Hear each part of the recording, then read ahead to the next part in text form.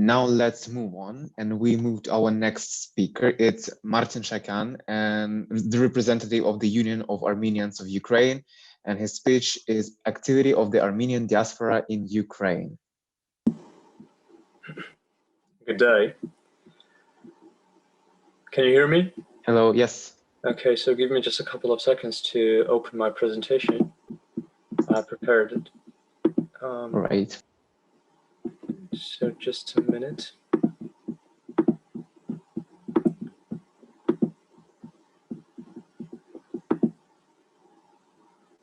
Can you see it full screen? Yes. Everything okay? Okay, so I will start from a short historical excursion to the processes that took place here. So Armenians have been living in Ukraine since ancient times, since the 11th century, and from end of Byzantine, from one of the Armenian imperial dynasties of Byzantium, baptized Rus. Numerous Armenian colonies existed in Western Ukraine and Crimea. The Armenian population had its own magistrate and judicial system in Ukraine, especially in Western Ukraine. And Armenian Bank also existed in Lviv, which it represents a great influence that Armenian had on the life of that city, those times. In Lviv, Armenians lived according to their own statute, which was based on the statute of Armenians of the Eastern Armenia of the 12th century. But the heritage of Armenians is mainly concentrated in Lviv and Crimea. And here, Armenians, one of the great Armenians has lived. His name is Ivan Ayvazyan, or Ayvazovsky, the best marine painter of his time. And Ignatiy Lukasevich, the creator of the world's first kerosene lamp. I think that Armenians have made a huge contribution to the development of winemaking also in Ukraine, having brought different interesting technologies of making wine. In Ukraine here, you can see the photos of these people. And also I would like to state a bit about Serhiy Parajanov, a man who set new trends in world cinema industry and he worked on the territory of Ukraine. Of course, he was great Armenian of his time, and in 2013, the Armenian Serhiy Nigoyan became the first to give his life for freedom and democracy in Ukrainian society during the Revolution of Dignity. So today, the Union of Armenians of Ukraine, we are successfully continuing the work of our compatriots in Ukraine. And this is an idea. It is an idea of free and successful people who make the world a better place to live. Union of Armenians of Ukraine is the only organization that unites 23 communities and 18 youth organizations in Ukraine. The goal is the consolidation of Armenians' integration of them into Ukrainian society and preservation of our national identity. And now I would like to talk a bit about the committees that operate within our organization. The first is Historical and Cultural Committee, works for the restoration of Armenian churches, popularization and spreading of the history and culture of Armenians of Ukraine, support of their scientific activities in the field of Armenian studies, and the recognition and condemnation of the Armenian genocide. A social video clip about the Armenian genocide, which is called Спасибо за шанс расцвести вновь in Russian, and thanks for the chance to blossom again. It was released with the support of the Union of Armenians of Ukraine and was presented on one of the largest film festivals in the world, the Cannes Film Festival. In 2019, this video was broadcast on 31 channels in Ukraine, including the central TV channels, with which there is a huge and very strong cooperation. And every year on April 24th, the Armenians of Ukraine organize events in memory of the victims of these events. And with the support of our organization, dozens of khachkars an example of unique monument and of Armenian architecture, they are being erected throughout the whole country. Also, books and magazines about Armenian heritage in Ukraine are being published. And the last book was named The Temple Architecture of Armenians in Ukraine. Today, the largest Armenian church in Eastern Europe is being built in Kiev. And the Union of Armenian Youth of Ukraine, it is one of the committees of the Union of Armenians of Ukraine. It unites all Armenian youth of Ukraine. And at our core, and our main goal is the preservation and spreading of the Armenian heritage and the creation of free platforms for successful, very productive and efficient communication of youth, and of course for the development of the youth community here. Once a semester, 3 of the best Armenian students in Ukraine receive a scholarship in the amount of the sum that they pay for their study contract. And for all for all the time, there were already 13 people who won such a prize. And every year, the Armenian Youth Forum gathers in Kiev several hundred young Armenians who strive to develop, who want to develop, and speakers of this forum are successful people of Armenian origin, and not only Armenian origin. And thanks to this project, communication between hundreds of representatives of Armenian youth is preserved. Many of them, can find friends on this forum, business partners and compatriots with whom they can, bring different, interesting projects into life. And also, I would like to tell a bit about the winter camp. It is an annual free project. It takes place in Transcarpathia, and 70 participants from all over the country come here. And for 9 days, we organize meetings with leading experts of this country.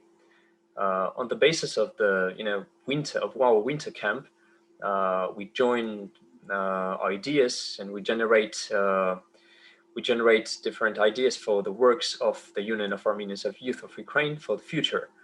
We create projects which will be implemented by our youth throughout Ukraine throughout the year, because we have 18 representative communities throughout the country. As for the summer camp, it is also a free annual project of the Union of Armenians of Ukraine, and on a basis of competition, several dozens of the most talented Armenian children of Ukraine and several children invited from Armenia get the opportunity to take part in this camp. And they spend 2 weeks in Odessa region on the Black Sea coast, learning their native language, native history, culture, dances, songs, etc. And the participation in this camp is, of course, free. The education committee oversees, I will show you the photos of our camps. So, and we will proceed, because the education committee oversees the work of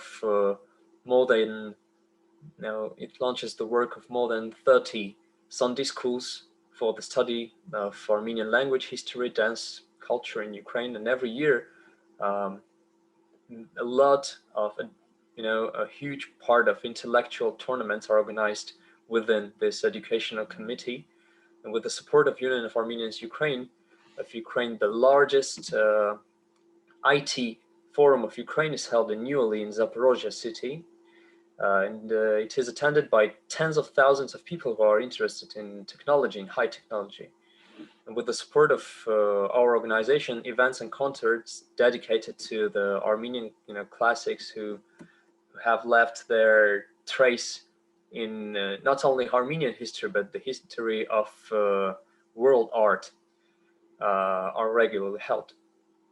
And at the moment, with the support of our organization, the e-card industry is developing in Armenia, as well as the infrastructure. The country's first large skate park is being built in the capital of Armenia, in Yerevan, with the support of our organization. And during the last war between Turkey and Armenia, tons of humanitarian aid was handed over to to the refugees of these terrible events from Artsakh, as well as different assistance that can make their life better on their new place of living. And the Union of Armenians of Ukraine has established contacts with the Armenian communities of Europe. And also I would like to say a few words about the support committee. It provides support to Armenian athletes in Ukraine. Many of them bring, they give a lot of medals to Ukraine from the World and European Championships. And for these medals, of course, they are awarded at our annual conference, the Conference of the Union of Armenians of Ukraine. This is usually held in December or in late November every year. And the most successful of them received the keys to new apartments for their extremely high achievements in sport.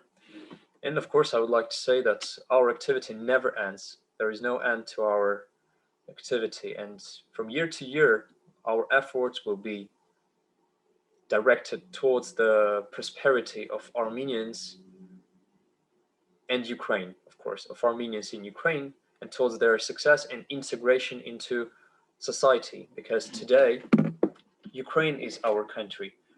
And of course, if we want to be a part of democratic Ukrainian society, we should make everything to, first of all, be successful people, because it will help Ukraine be a successful country too. So, and you can find us in social media. I hope you liked the presentation, and of course, I will be very glad to answer your questions. So thank you, Martin. And yeah, questions are super welcome. So please. I have no question, but it's small comment.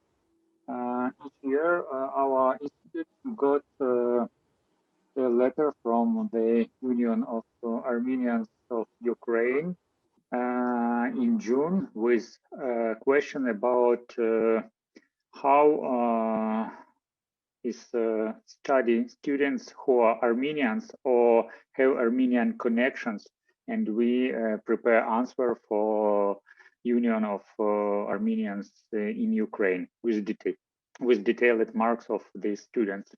At the beginning, I was surprised, but now I know about this tradition of this union, and they are really care about the people, the students who study in our university. Again, so you gave the Union of Armenians of Ukraine the list of students of Armenian origin who study in Taras Shevchenko University?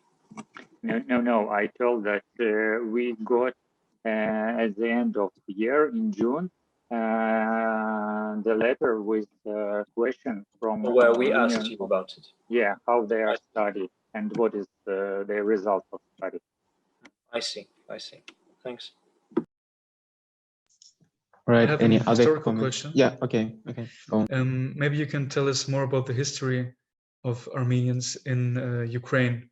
How most of the Armenian people who live now in Ukraine got there. If they came now in the 90s or. I see. So there have been several huge migration processes of Armenian population from their historical motherland. And the first took place in the 11th century during the Seljuk invasion to the Armenian lands. And of course, a lot of Armenians were forced to move to Crimea. Having moved to Crimea, Armenians have established a lot of colonies in the western and central parts of Ukraine. It was the first wave of their migration. The second one was during the Armenian genocide in 1915. And the last was during the Artsakh war in the beginning of 1990s.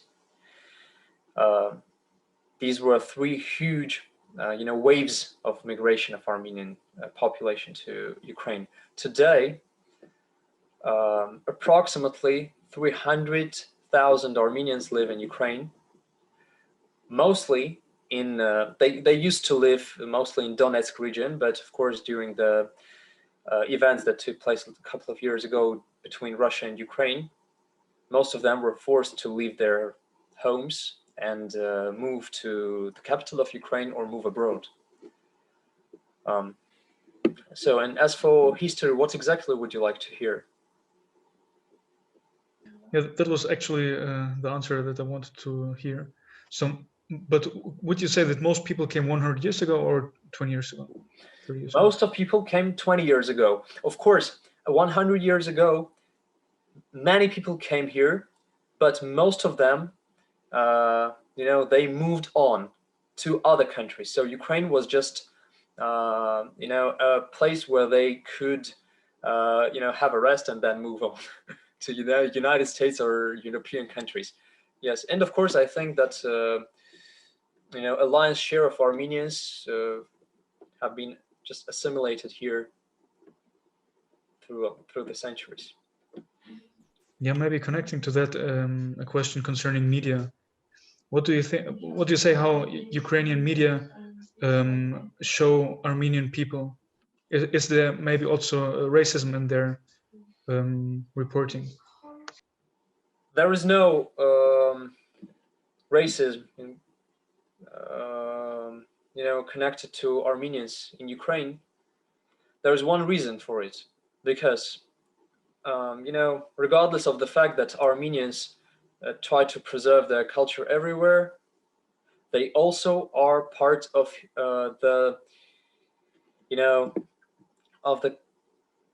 I would call it,